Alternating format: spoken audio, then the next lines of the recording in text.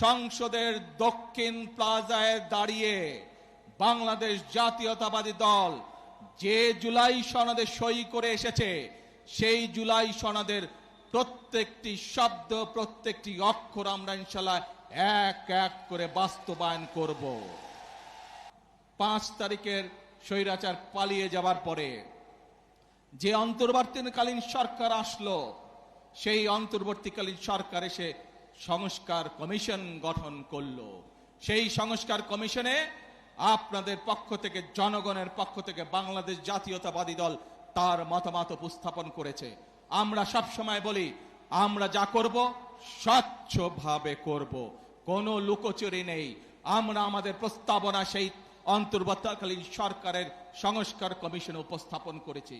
হ্যাঁ, গণতন্ত্রতে মতের পার্থক্য থাকবে, সবকিছুতে যে আমি এগ্রি করব, একমত পোষণ করব এমন কোনো কথা নাই। সেখানে কতগুলো বিষয় দ্বিমত পোষণ করেছি অন্য অন্য দলের সাথে, এবং সেই মিটিং থেকে বেরিয়ে এসে আমরা জনগণের সামনে, দেশের মানুষের সামনে পরিষ্কারভাবে তুলেছি আমরা যে কোন কোন বিষয়ে আমরা একমত এবং কোন কোন বিষয়ে আমরা দ্বিমত পোষণ করি।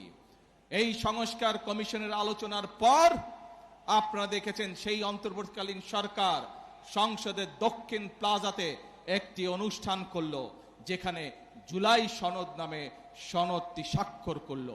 বিএনপি স্বাক্ষর করেছে, তারপরে আরো বিএনপির সাথে লাইন দিয়ে আরো কিছু দল স্বাক্ষর করেছে। প্রিয় ভাই বোনেরা, এই বিগত 17 বছর আন্দোলনে বিএনপির শত শত নেতাকর্মী গুম খুনের শিকার হয়েছে। বিএনপির লক্ষ লক্ষ অর্ধ কোটি নেতাকর্মী গায়েবী মামলায় নির্যাতিত হয়েছে।